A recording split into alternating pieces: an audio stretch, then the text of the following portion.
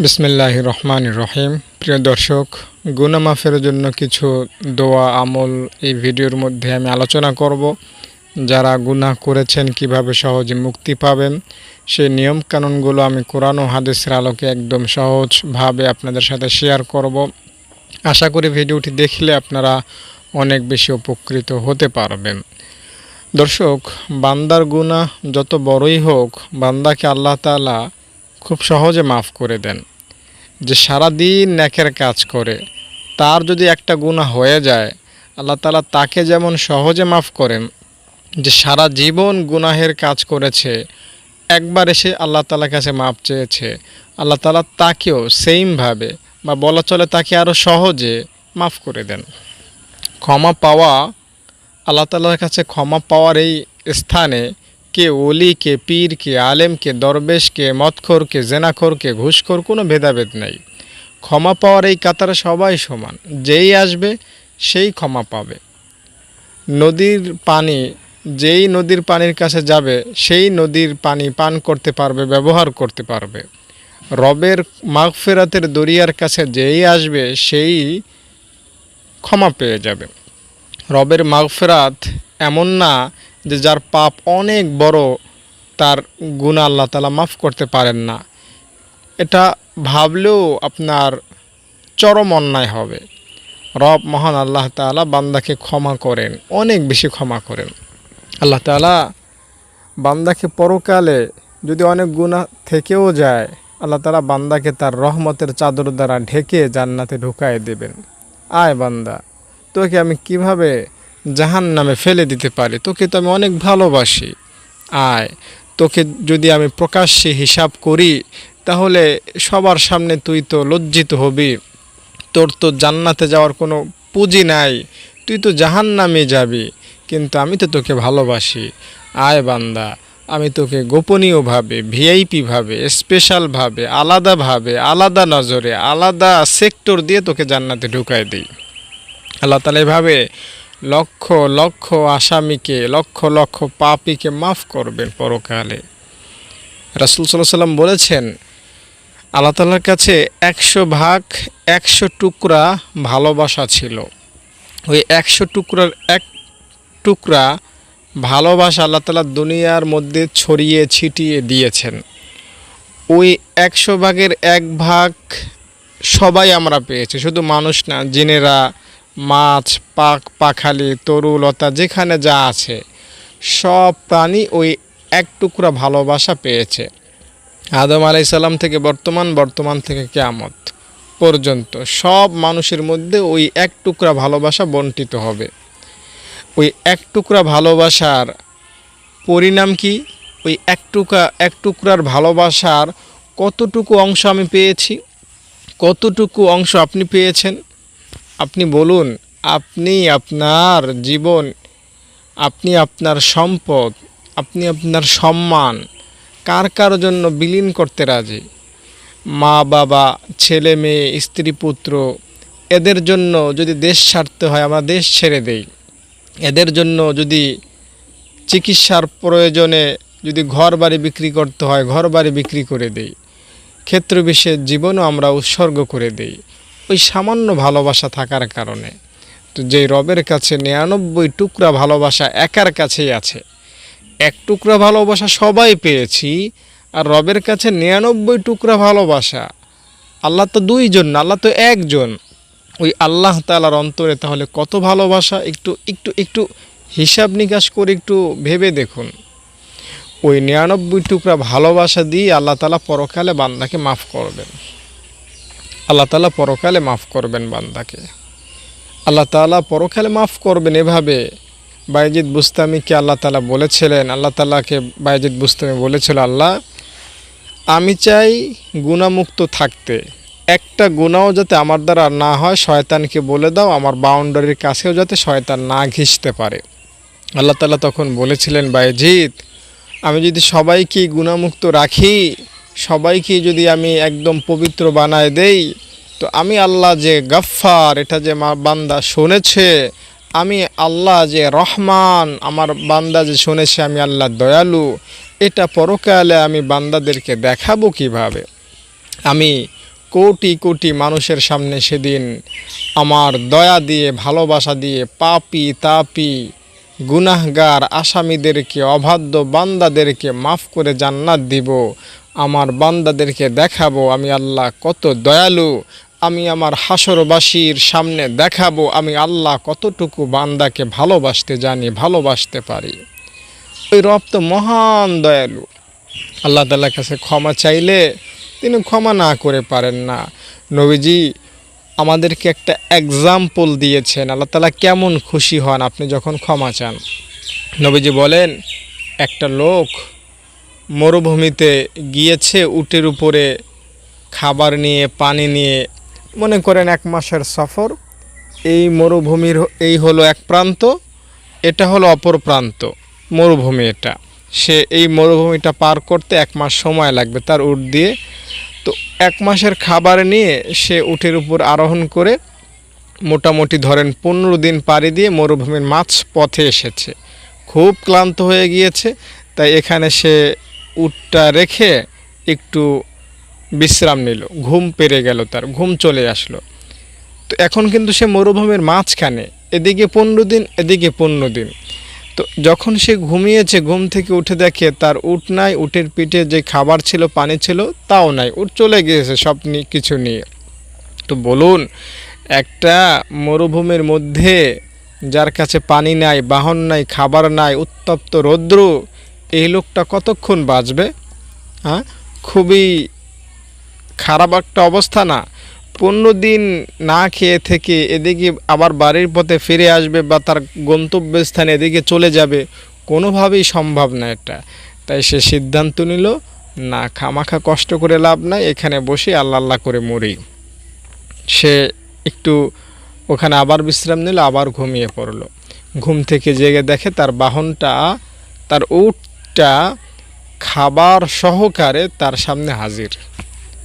তো যেই লোকটা মৃত্যুর জন্য অপেক্ষা করতেছিল যে না, বাঁচার তো আর কোনো উপায় নাই, আমি এখানেই মরার জন্য অপেক্ষায় থাকি, এই লোকটা নিশ্চিত এই মৃত্যুর মুখ থেকে বেঁচে যতটা খুশি হয়েছে, আমার আপনার নবীজি বলেন আল্লাহ তাআলা তার কোনো গুনাহগার বান্দার মুখে আস্তাগফিরুল্লাহ বলতে শুনলে, আল্লাহ আমাকে মাফ করে দাও এই বাক্যটা শুনলে আল্লাহ তাআলা তার চাইতো অনেক বেশি খুশি হয়ে যান। রব্বে কারীম মহান আল্লাহ তাআলা অনেক খুশি হয়ে যান বান্দার মুখে আস্তাগফিরুল্লাহ বের হতে দেখলে।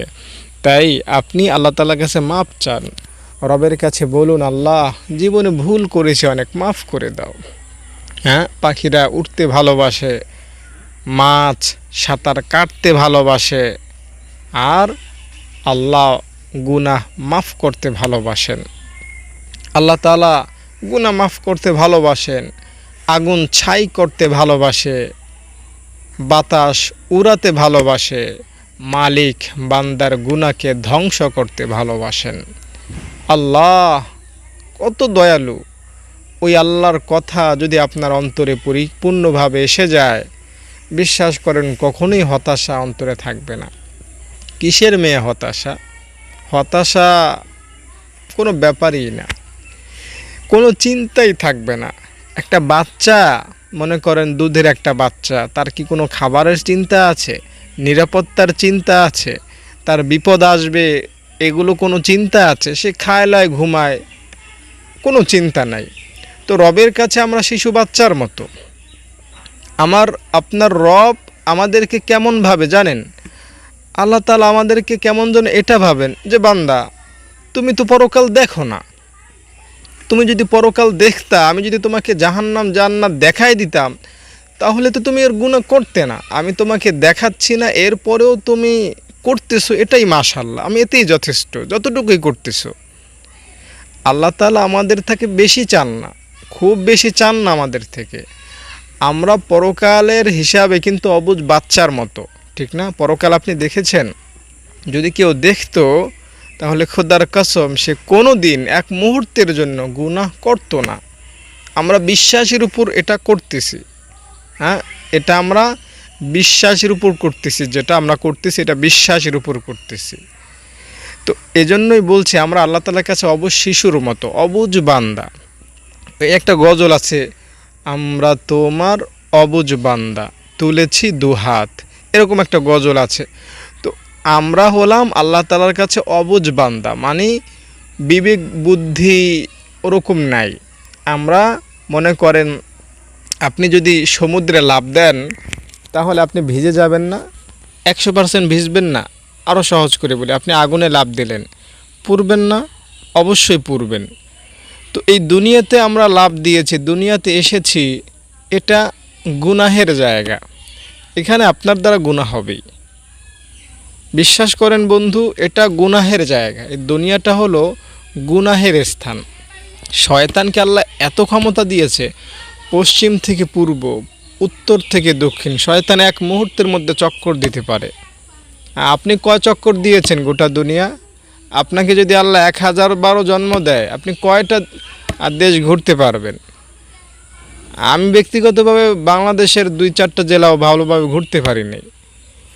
আমরা বেশি কিছু পারি না। শয়তানকে আল্লাহ এত ক্ষমতা দিয়েছে, সারা দুনিয়া মুহূর্তের মধ্যে চক্কর দেয় পাগলায়। আর শুধু চক্করই দেয় না, আমার আপনার প্রতিটি রগের উপশিরায়, মানে রক্তে প্রত্যেকটা রগে রগে শয়তান বিচরণ করতে পারে, ঢুকে শয়তান ওয়াসওয়াসা দেয়।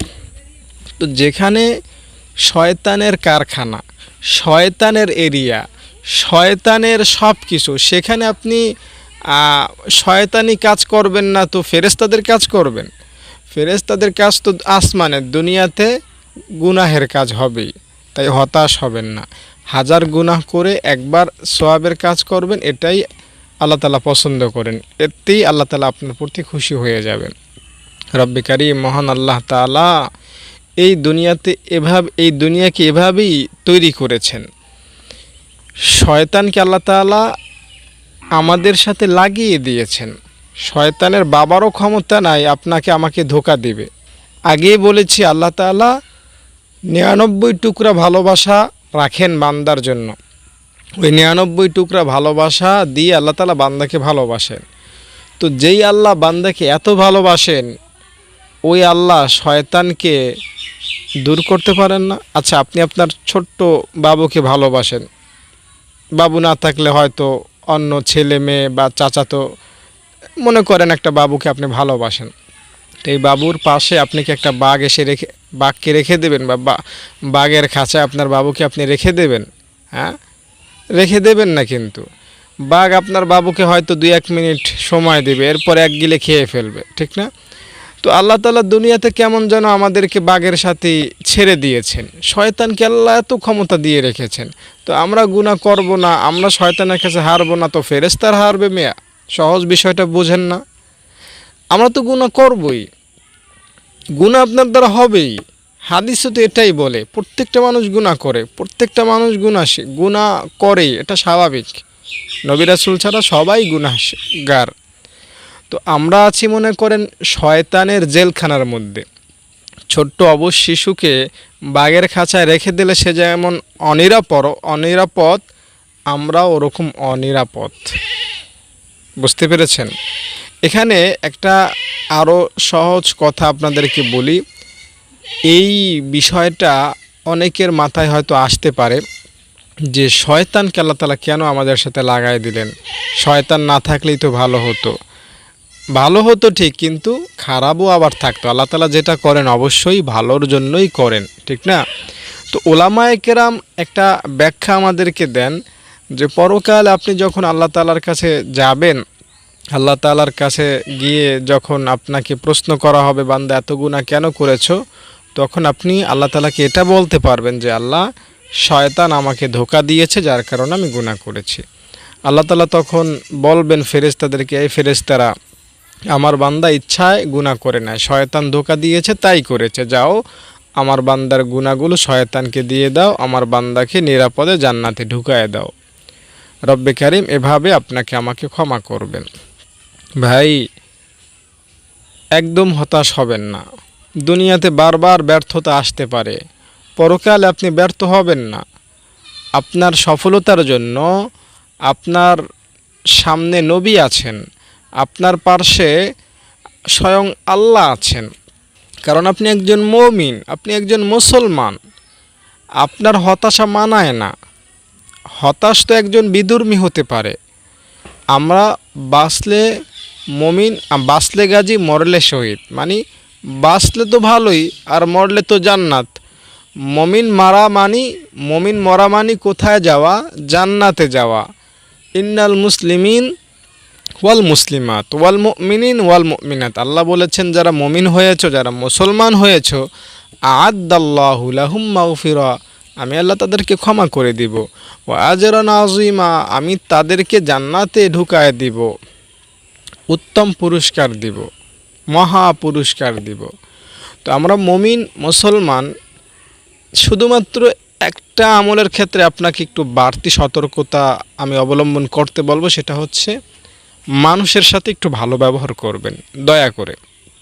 কারণ পরকালে একবার ফেরেশতাদের দল আল্লাহকে গিয়ে বলবেন, আল্লাহ সব হিসাব নিকাশ হয়ে গিয়েছে, কে কাকে মেরেছে, কে কাকে ঠকিয়েছে, কে কার গীবাত করেছে, কে কাকে গালি দিয়েছে, কে কার নামে মিথ্যা মামলা দিয়েছে, সব ফাইনাল হয়ে গিয়েছে হিসাব নিকাশ।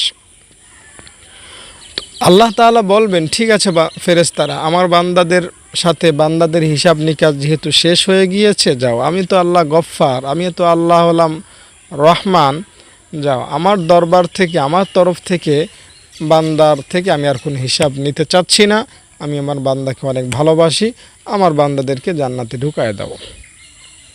আল্লাহ তাআলা এভাবে আপনাকে আমাকে ক্ষমা করে জান্নাত দিবেন। তাই একটু সতর্ক থাকবেন বান্দাদের সাথে, যাতে খারাপ আচরণ না হয়।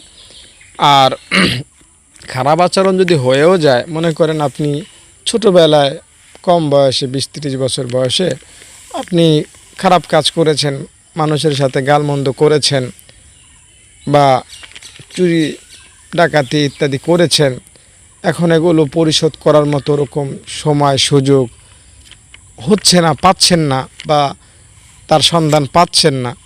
তো এজন্য আপনাকে একটা আমল আপনাকে বলে দিতে চাই, দুটো আমল আপনাকে বলবো। একটা হলো, আপনি যত টাকা আত্মসাৎ করেছেন মানুষ থেকে, যদি তার পরিচয় জানা থাকে অবশ্যই তার কাছে যেতে হবে, বিকল্প নয়। যদি পরিচয় জানা না থাকে, তার নামে আল্লাহর রাস্তা দান করে দেবেন, ঠিক আছে? এটা হলো প্রথম কাজ। আর দ্বিতীয় কাজ হলো, মৃত্যু পর্যন্ত আপনি প্রত্যেকটা দিন রাতে ঘুমের আগে সবাইকে মাফ করে দেবেন। আল্লাহ, আমাকে যারা ঠকিয়েছে, আমাকে যারা গালমন্দ করেছে, আমার গীবাত শেখার যারা করেছে, সবাইকে আমি মাফ করে দিয়ে ঘুমাচ্ছি।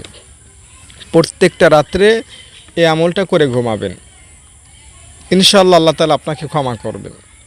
বিশ্বাস করেন, আল্লাহ পবিত্র কোরআনে বলেছেন, ওয়াল আফিনা আনিন নাস, যারা জান্নাতে যাবে তাদের এই যোগ্যতাও থাকতে হবে, বা তাদের এই একটা বৈশিষ্ট্য আছে যে তারা মানুষকে ক্ষমা করে দেয়।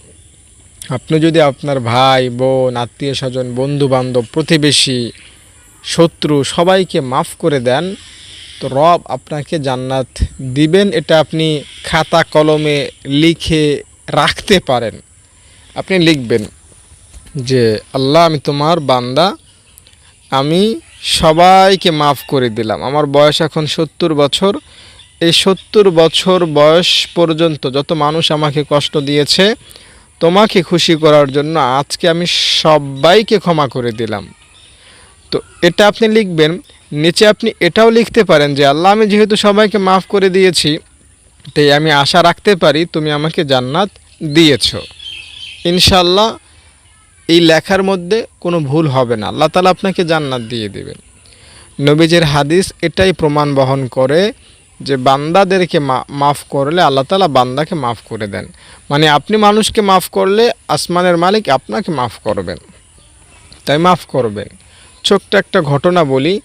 নবীজি সাল্লাল্লাহু আলাইহি সাল্লাম একবার মসজিদে সাহাবীদেরকে নিয়ে ওয়াজ করতেছিলেন। হঠাৎ একজন আনসারি সাহাবী মসজিদে ঢুকতেছিল। তো নবীজি বললেন, দেখো, একটা লোক মসজিদে আসতেছে, ওই লোকটা জান্নাতি। সবাই তাকিয়ে দেখলো, এই লোকটা জান্নাতি, অবাক হয়ে গেল সবাই।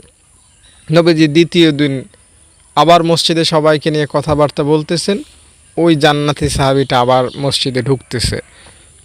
নবীজি একই কথা বললেন, সবাই তাকিয়ে দেখলো, অবাক হলো সবাই, ভালো মানুষ, সৎ মানুষ। নবীজি তাকে দুনিয়াতেই জান্নাতের সার্টিফিকেট দিলেন। তো নবীজি তৃতীয় দিন আবার সাহাবীদেরকে নিয়ে কথা বলতেছেন। ওই লোকটা মসজিদে ঢুকতেছে, নবীজি আবার সাহাবীদেরকে লক্ষ্য করে বললেন, দেখো ওই লোকটা কিন্তু জান্নাতি।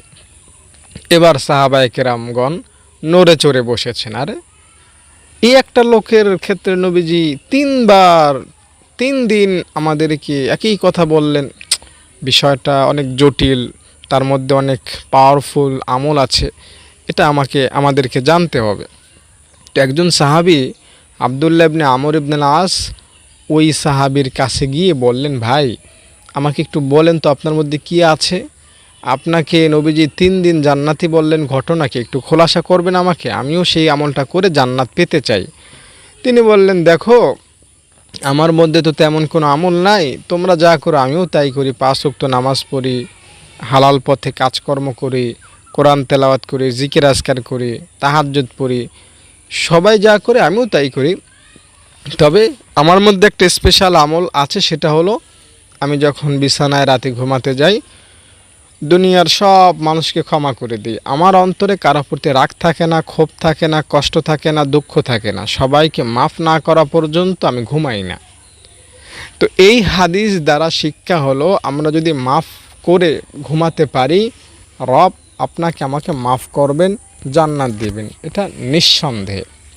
তাই যারা নিশ্চিত ক্ষমা পেতে চান, যারা নিঃসন্দেহে মাফ পেতে চান এবং জান্নাত পেতে চান, তারা এই সহজ আমলটা করবেন। অবশ্যই সবাইকে মাফ করবেন, এরপর বিছানায় পিঠ লাগাবেন, ইনশাআল্লাহ আল্লাহ তাআলা আপনাকে মাফ করে দেবেন।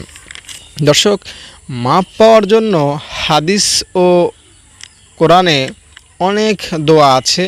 গত ভিডিওতে আমি রব্বানা আতিনা ফিদ দুনিয়া এবং রব্বানা যালামনা আনফুসানা এই দুইটি দোয়ার কথা আপনাদের সাথে শেয়ার করেছিলাম। এই দুইটি দোয়া কিন্তু ক্ষমার জন্য একটা খুবই পাওয়ারফুল দোয়া এবং উত্তম দোয়া। তাই এই দুইটি দোয়া আপনারা শিখবেন এবং পড়বেন ক্ষমা পাওয়ার জন্য। আর বিশেষ করে সর্বদা পড়ার জন্য যে দোয়াটা আপনার সাথে আমি বলবো সেটা হলো আস্তাগফিরুল্লাহ। এই আস্তাগফিরুল্লাহ হলো গুনাহ ধ্বংস করার একটা মেশিন বলতে পারেন। আস্তাগফিরুল্লাহ পড়লে গুনাহ থাকে না।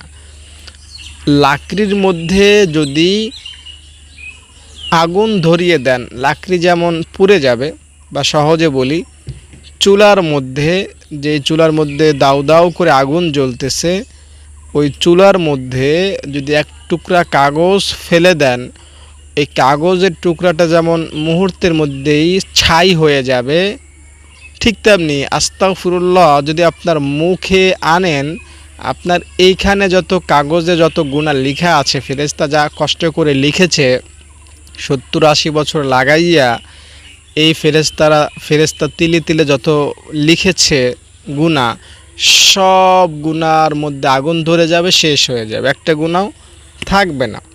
একটা কথা আমি আপনাদেরকে আগেও বলেছি, এখন আপনাদেরকে সহজে বোঝানোর জন্য বলি। এই দুই ফেরেশতা, তাদেরকে বলা হয় কিরামান কাতিবিন। এই দুই ফেরেশতার সাথে যদি কথা বলার পারমিশন মানুষ পেত, বা মানুষের সাথে এই দুই ফেরেশতা যদি কথা বলার সুযোগ পেত, তাহলে এই দুই ফেরেশতা 2টা অভিযোগ মানুষের সাথে করত, আপনার সাথে করত। যিনি নেকি লিখেন, এই ফেরেশতা অভিযোগ করত, আরে বান্দা আমাকে একটু বিশ্রাম দাও, তোমার জন্মের পর থেকে আমি এক মুহূর্তের জন্যও, মানে তুমি বালেগ হওয়ার পর থেকে আমি এক মুহূর্তের জন্যও নেক লেখা বন্ধ করতে পারি নাই। মানে এখনও ওই ফেরেশতা নেক লিখতেই আছে। জাযাল্লাহু আন্না মুহাম্মাদান মাহু আহলু একবার পড়লেই 1000 দিন পর্যন্ত ফেরেশতার কলম বন্ধ করতে পারে না। আরও সহজ করে বলি, আপনি মনে করেন 20 বছর আগে মসজিদে বা মাদ্রাসায় 5 টাকা দান করেছিলেন। ওই 5 টাকা মাদ্রাসার ফান্ডে জমা হয়েছে, মাদ্রাসার কাজে ব্যয় হয়েছে। কিছুটা হলেও যারা কোরআন পড়ে তাদের উপকার হয়েছে, তারা ওই উপকারে কোরআন শিখেছে, তারা নামাজ পড়তেছে, তারা আবার অন্যকে শিক্ষা দিয়েছে। এভাবে আপনার ওই 5 টাকার উসিলায় 5 জন, তাদের থেকে 10 জন, তাদের থেকে 500, এভাবে হাজারো নামাজি হয়েছে, হাজারো কোরআন পড়নেওয়ালা হয়েছে। তো দিন যতই যাচ্ছে আপনার ওই 5 টাকার সোয়াব ততই বৃদ্ধি করে ফেরেশতা লিখছে। এক মুহূর্ত ফেরেশতা বন্ধ থাকতে পারতেছে না, কলম বন্ধ করতে পারতেছে না। তাই এজন্য বলছি, যদি কথা বলার অনুমতি এই ফেরেশতা পেত, তাহলে আপনাকে এই অভিযোগটা করতো, বান্দা আমাকে এক মুহূর্ত তো তুমি ক্ষান্ত দিচ্ছ না, আমি শুধু সব লিখতেই যাচ্ছি, ক্লান্ত হয়ে যাচ্ছি লিখতে লিখতে।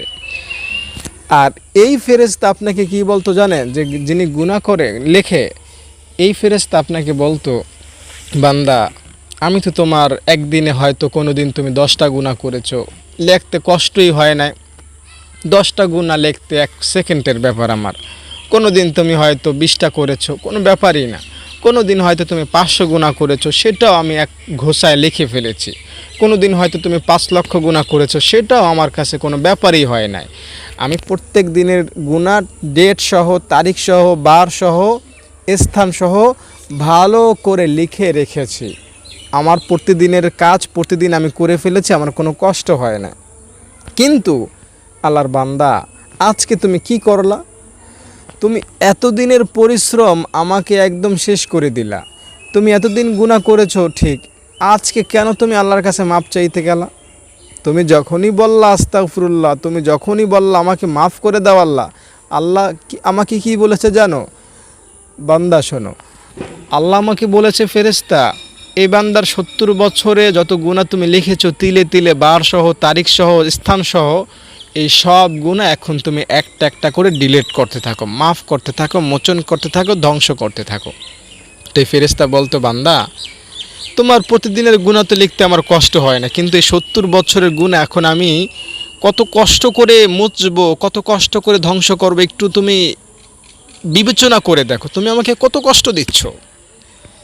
আমি বিষয়গুলো সহজে বোঝানোর জন্য এভাবে আপনাকে বললাম। তো মূলত আমাদের গুনাহ এটা ধ্বংসশীল, এটা অস্থায়ী, এটা মাফযোগ্য, এটা একদম বরফের মতো গলতেই থাকে, এটা আগুনের মতো পোড়াতেই থাকে, এটা স্থায়ী না, লাস্টিং হয় না, এটা পচনশীল একটা জিনিস। আর ন্যাক যেটা, সেটা স্থায়ী, এটা কখনোই শত্রুর দ্বারা আক্রমণ হয় না, হামলা হয় না, এটা সেফ জায়গায় থাকে। তাই রবকে চিনুন, রবের কাছে মাপ চান, রব ইনশাআল্লাহ আল্লাহ তাআলা আপনাকে দয়া করবেন এবং ক্ষমা করবেন, আপনাকে জান্নাত দিবেন। কখনোই হতাশ হবেন না, আল্লাহ তাআলার কাছে মাপ চান, আস্তাগফিরুল্লাহ। এর চাইতে সহজ কি দোয়া আছে বলেন? বলবেন আস্তাগফিরুল্লাহ, আল্লাহ আপনাকে মাফ করে দেবেন। একদম সহজ, একদম হালকা পাতলা একটা দোয়া। আরও একটা সহজ দোয়া আপনাকে বলি, লা ইলাহা ইল্লাল্লাহ, লা ইলাহা ইল্লাল্লাহ। পড়বেন, উপকার পাবেন, পড়বেন, গুনাহ মাফ হবে। গুনাহ মুনা এগুলো, পাপ টাপ এগুলো আসলে মাফ করা ভেরি সিম্পল জিনিস। আচ্ছা, আমরা তো খাবার খাই, ঠিক না? খাবার যখন খাই, খাবার খাওয়া শেষে আমাদের হাতে ঝোল লেগে থাকে, তরকারি লেগে থাকে, তো এটা আমরা নোংরা হিসাবে চিনি, জানি। এই নোংরা হাত দ্বারা আমরা রাখি না, বিছানায় যাই না, কাপড় ধরি না, এই ময়লা হাতটাকে আমরা অপছন্দ করি। তো এই খাবার খাওয়ার শেষে হাতটা যে ময়লা হলো, এই হাতটা পরিষ্কার করতে আপনার কি বেশি সময় লাগে, কষ্ট হয়? আপনি যান পানির কাছে, হাত পরিষ্কার হয়ে যায়, ঠিক না? একদম সিম্পল। তো আপনি জীবনে কত হাজার হাজার বার আপনি হাত দ্বারা খাবার খেয়েছেন আর হাত ময়লা হয়েছে, আর হাত পরিষ্কার আপনি করেছেন, ঠিক না? কত সিম্পলভাবে। তো আপনার যে গুনাহ, সেটাও আপনি এর চাইতে আরও সহজভাবে বা আরও সহজ নিয়মে ক্ষমা করতে পারেন, একদম সিম্পলভাবে। রব্বে কারিম আপনাকে মাফ করে দিবেন। আপনার আমলনামার মধ্যে যত গুনাহ লেখা আছে, কোনো গুনাহই থাকবে না, একদম ক্ষমা হয়ে যাবে। লা ইলাহা ইল্লাল্লাহ পড়ুন, এটা আপনার আমলনামাকে ছাই বানাবে, আপনার আমলনামা ছাই বানাবে। খোদার কসম, আল্লাহর নামের শপথ, আল্লাহর নামের শপথ করে বলছি, এরপরেও তো আপনার অবিশ্বাস থাকার কথা না। আমি আল্লাহ তাআলার নামের কোটিবার, হাজারো মিলিয়ন ট্রিলিয়ন বার শপথ করছি, আপনি লা ইলাহা ইল্লাল্লাহ পড়বেন, আপনি আস্তাগফিরুল্লাহ পড়বেন, আপনি আল্লাহর কাছে মাপ চাইবেন, আল্লাহ আপনাকে মাফ করবেন।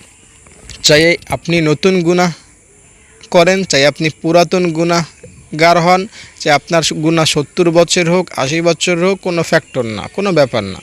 রব সব মাফ করে দেবেন। রবের মাফ করতে বড্ড বেশি ভালো লাগে, অনেক বেশি ভালো লাগে। আল্লাহ তাআলা অনেক বেশি পছন্দ করেন, পানি ভিজাতে পছন্দ করে। পানির বৈশিষ্ট্য হলো ভিজানো, আগুনের বৈশিষ্ট্য হলো পুরানো, বাতাসের বৈশিষ্ট্য হলো উড়ানো, রবের বৈশিষ্ট্য হলো ক্ষমা করা। রব ক্ষমা করতে বড্ড বেশি ভালোবাসেন, তাই মাপ চান, গুনাহমুক্ত হয়ে মরুন। আল্লাহ তাআলার কাছে সবাই সবার জন্য দোয়া করি, যাতে আমরা গুনাহমুক্ত হয়ে মরে জান্নাতে একসাথে থাকতে পারি। আমার মাদ্রাসার কথা আপনাদেরকে বলে যাই, আপনারা যারা দান করেছেন, করতেছেন, করবেন, যোগাযোগ করবেন। আমার ছাত্রীরা আপনাদের দানের উপর কিন্তু চলে, এটা আপনারা জানেন। এখানে মাদ্রাসার ছাত্রীরা হোস্টেলে এখানে থাকেন, তাদের 3 বেলা সকাল দুপুর রাত্র 3 বেলার খাবারের ব্যবস্থা করা হয়। তাদের থাকা খাওয়া বেতন এগুলো কিন্তু ফ্রি। আপনারা টাকা দান করেন, সেই দান দিয়েই কিন্তু আমি মাদ্রাসা চালাচ্ছি। তাই আপনারা দানটা বন্ধ করে আমাকে হতাশ করবেন না, আমার ছাত্রীদেরকেও হতাশায় ফেলবেন না। আমার ছাত্রীরা এতিম, অসহায়, গরিব, এটা আপনারা জানেন। প্রতি ভিডিওতেই আমি কথাগুলো বলে থাকি। তাই যারা দানবীর আছেন আমার সাথে যোগাযোগ করবেন, প্রয়োজনে আমার মাদ্রাসায় আসবেন, দেখে যাবেন, দান করে যাবেন। ইনশাআল্লাহ সাদগায়ে জারিয়া হিসাবে সওয়াব পেতে থাকবেন। ভালো থাকেন, সুস্থ থাকেন। আসসালামু আলাইকুম।